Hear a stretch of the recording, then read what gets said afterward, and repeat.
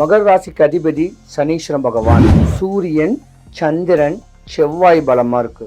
மகர ராசிக்காரங்களை பொறுத்த வரைக்கும் பாத்தீங்கன்னா தகப்பனுக்கும் உங்களுக்கும் ஆவாதுன்னு ஒரு கட்ட கால விதியே இருக்கு. ஆனா பாசக்காரன், படிச்ச பண்புள்ள ஜாதகம், ஆன்மீக தோரண உடைய ஒரு ஜாதகம், வெளிநாடு வெளிதேசத்துக்கு போயிட்டு பிரவேசம் பண்ணக்கூடிய ஒரு ஜாதகம், வாழ்க்கையை ரசிச்சு ருசிச்சு வாழக்கூடிய ஒரு தன்மை உள்ள ஜாதகம் படிச்சுக்கிட்டு இருக்கும் போதே வரும். படிச்சுக்கிட்டு இருக்கும் போதே பல அவமானம் அவப்பெயர்களை ஏற்படுத்தக்கூடிய தருணமும் நீங்க ஏமாறுவீங்க. ஏன்னா ஒரு கட்ட காலத்துல உங்களுக்கும் பாத்தீங்கன்னா ராகு மகாதசை வந்துட்டு போகும். ஒரு 25 வயசு, அந்த வயசுல ஏமாற்றம் தான் அடைவீங்க.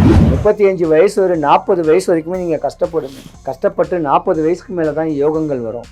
சிறு வயசுல கஷ்டப்பட்டாதான் பெரியான ஒரு வயசுல ஒரு ஸ்டாண்டர்டா ஒரு நிம்மதி கிடைக்கக்கூடிய தருணம் உண்டு. இருந்திருந்தாலும் மகர ராசிக்காரங்களோட அறிவுல அழகுல தெளிவானவங்க. ஒரு 5 வருஷத்துக்கு முன்ன வரைக்கும் நீங்க நஷ்டமும் கஷ்டமும் படுவீங்க, அவப்பேரும் அவமானமும் படுவீங்க, ஏமாறுவீங்க, உங்களையே ஏமாத்திக்குவீங்க. அப்படியாப்பட்ட ஒரு தருணமும் உங்க ஜாதகத்துல இருக்கும். பண்புள்ளவங்க இருந்தாலும் ஏமாற்றம் அடையக்கூடியவங்க நீங்க தான். ஏமாறுவீங்க, ஏமாற்றப்படுவீங்க.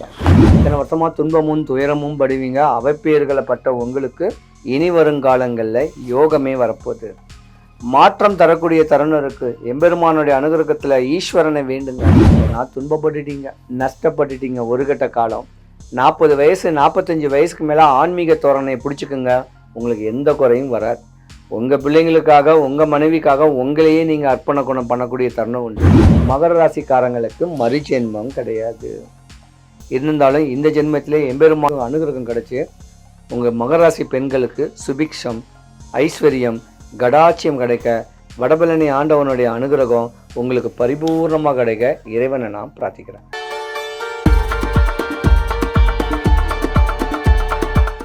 சிவாய நம. வணக்கம். நான் உங்க ஜோதிடர் கருப்புசாமி, KGF.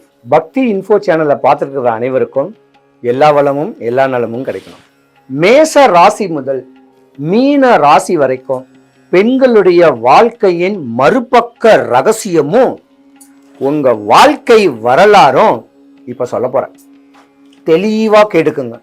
பெண்களுடைய தன்மை, குணாதிசைகள், உங்க வாழ்க்கை வயசு ஒரு 15 இயர்ஸ்க்கு 30, 45, 55 வயசு வரைக்கும் நீங்க என்னென்ன பிரச்சனைகள்ல வரப்போறீங்க, எப்ப யோகம் வரப்போகுது, என்னென்ன ப்ராப்ளத்தை ஃபேஸ் பண்ண போறீங்க கேட்கறத தெளிவா சொல்றேன்.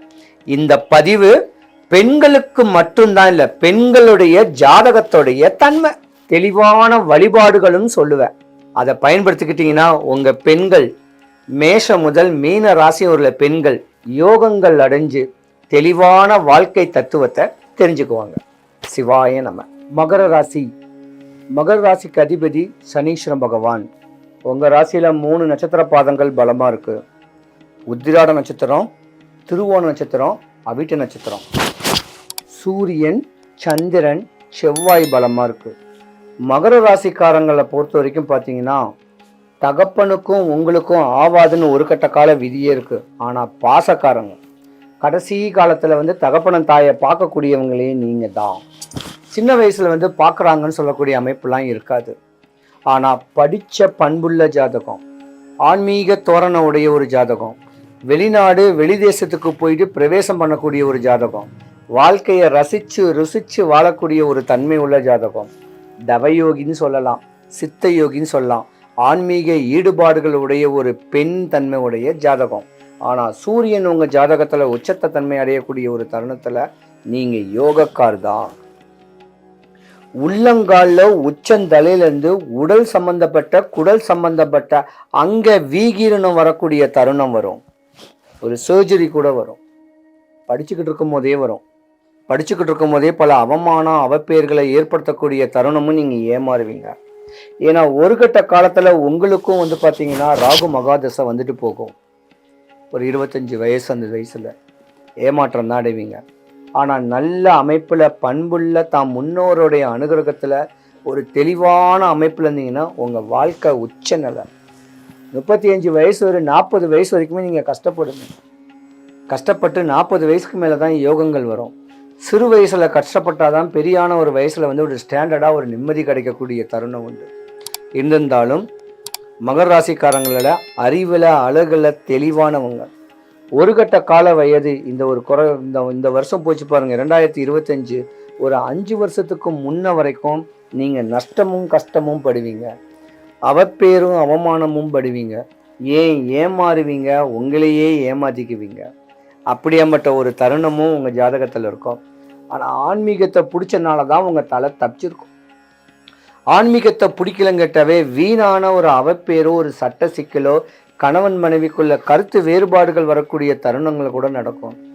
படிச்ச பிள்ளைங்களுக்கு பண்புள்ள ஒரு வேலையும் அற்புதமா வாழக்கூடிய ஒரு தருணத்துல அமையும். இந்த மகர ராசிக்கு ஏதாவது ஒரு ஜோதிடத்தை உங்க ஜாதகத்தை கொடுத்து இந்த மகர ராசி பெண்ணுடைய வாழ்க்கை நல்லா அமைகிறதுக்கு என்ன வழி கிடக்கணும், என்ன பண்ணணும், ஏது பண்ணணும் அப்படின்னு சொல்லக்கூடிய தருணத்தை மட்டும் சொல்லிக்கிங்க.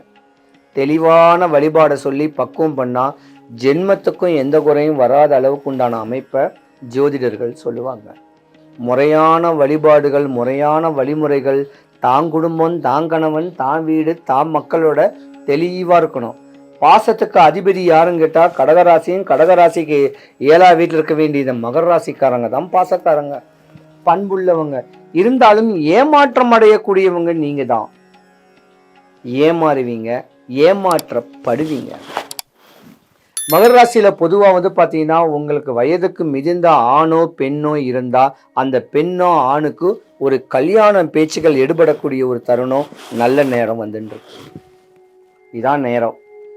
இத்தனை வருஷமா துன்பமும் துயரமும் படுவீங்க. அவப்பேறுகளை பட்ட உங்களுக்கு இனி வருங்காலங்களில் யோகமே வரப்போகுது. மாற்றம் தரக்கூடிய தருணம் இருக்கு. எம்பெருமானுடைய அனுகிரகத்துல ஈஸ்வரனை வேண்டுங்க, பரம்பொருளை வேண்டுங்க, ஆதி தேவனை வேண்டுங்க, ருத்ராட்சம் போடுங்க, பதிகம் பாடுங்க, பாராயணம் பண்ணுங்க. ஆன்மீக தொடர்பை ஏற்படுத்திக்கிட்டு அடுத்து மறுஜென்மம் வேண்டான்னு ஆடி ஓடி அலைஞ்சு திரியக்கூடிய தருணம் மகர ராசி பெண்களுக்கு தான் உண்டு. தெளிவான அமைப்பு உண்டுச்சு.